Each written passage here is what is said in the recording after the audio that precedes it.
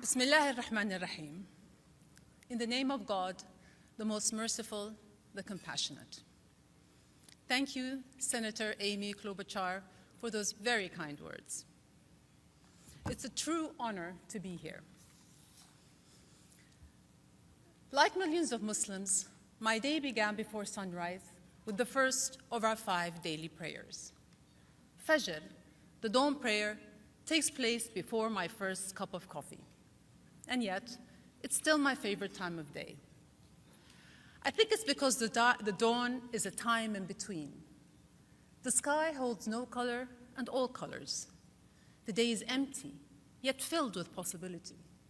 And for a moment, we're suspended between dark and light, between sleep and wakefulness, between contemplation and action. For me, it's a time that underscores the sacred that we find in the shades of gray, the beauty inherent in nuance and texture, the gift and grace of open minds and open hearts. This moment stands in dismaying contrast with so much of what we're seeing all around us. No matter our faith or background, I think we can all agree the polarization is a defining feature of the day.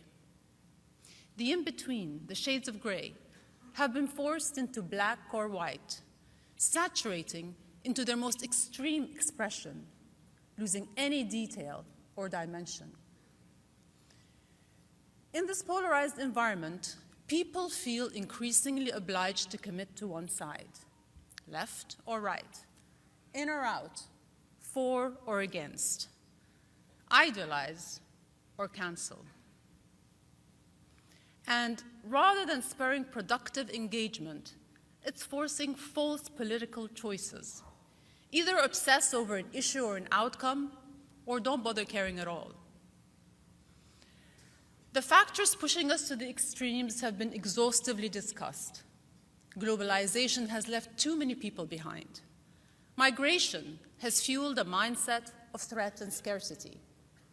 The pandemic permanently altered our sense of stability.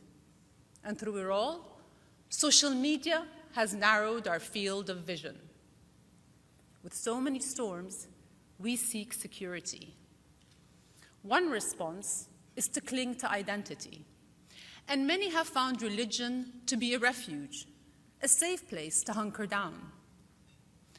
But religion isn't a shelter for hiding. It's a launchpad for living.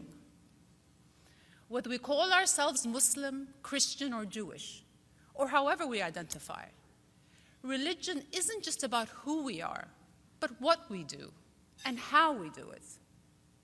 Religion is meant to help guide our way in the world, and it's meant to help center our lives, to rejoice in the in-between, the simple daily normalcies of everyday life, far away from the extremes.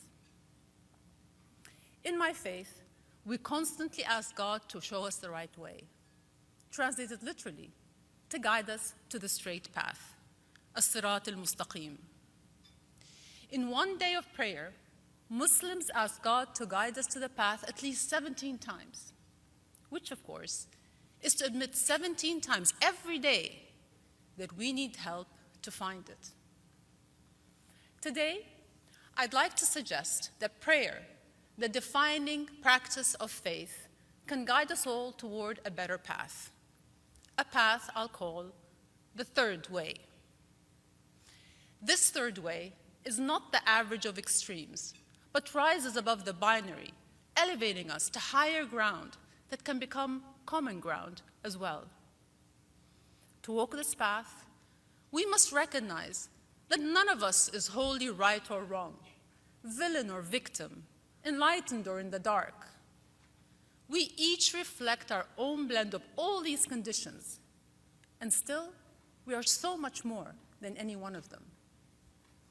To walk this path, we must recognize that we don't need to fight to secure our share of the pie, because the whole pie can be made bigger for everyone. The truth is that we live in a world of abundance. Our win doesn't need to be someone else's loss.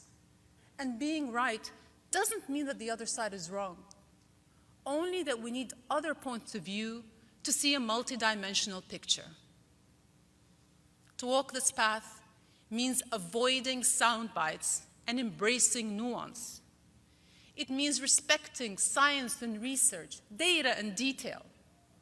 And when someone makes a claim that defies those things, whether online, in print, or behind a podium, it means we refuse to dignify it with our attention.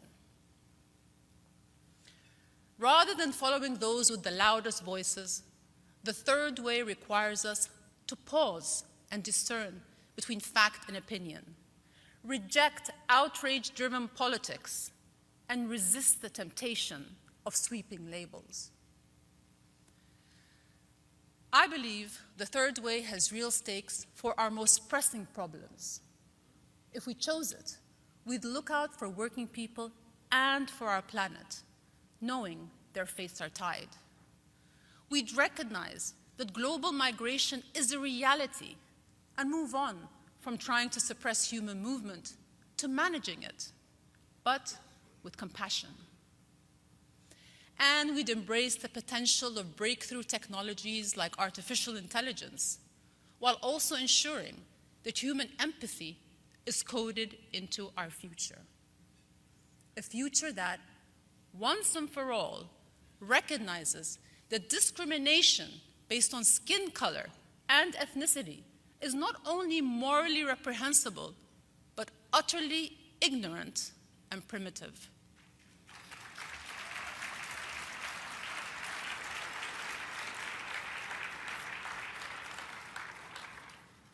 The third way is the only path we can walk together with our full selves and without prejudice, polarization, or preconceived battle lines. We won't see it on a map, but prayer invites us to embody postures that we'll need in order to find it or forge it. If we are willing to adopt those postures, together we can pursue our third way. The first posture is humility. In Islam, when we pray, we bow. So every morning and throughout the day, we kneel and press our foreheads to the ground. When we lay ourselves down, we restore our sense of scale. We accept that our power and perspective are small. And when we see ourselves more clearly, we can start to see others more clearly too. Ultimately, it's not the strength of our opponents we should focus on, but their vulnerability, the emotions of fear and anxiety behind even the most seemingly backward positions. The Quran, the Hebrew Bible, and the Gospels all instruct us to walk humbly. And when we walk humbly, a new path opens before us. Instead of seeing a foreigner as a threat, we can recognize our shared fragility. Instead of being angry at those with different perspectives, we can see the stories of loss and pain that underlie their beliefs. And instead of harboring grudges against those who offend us, we can acknowledge our own need for forgiveness and choose to forgive them too. Humility reminds us that our insight is finite, our lives are fleeting, and we are flawed, and that the same is true for all of humankind. Our shared condition leads me to the second posture of prayer, unity.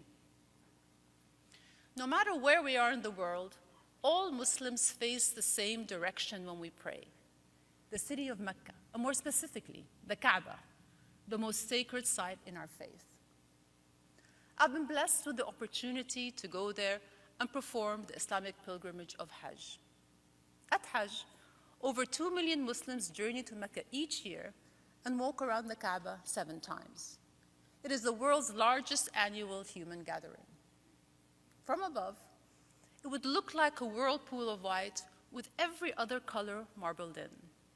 And if you zoomed in, you would see worshippers, rich and poor, strong and feeble, distinguished and downtrodden, all walking shoulder to shoulder, equals before God.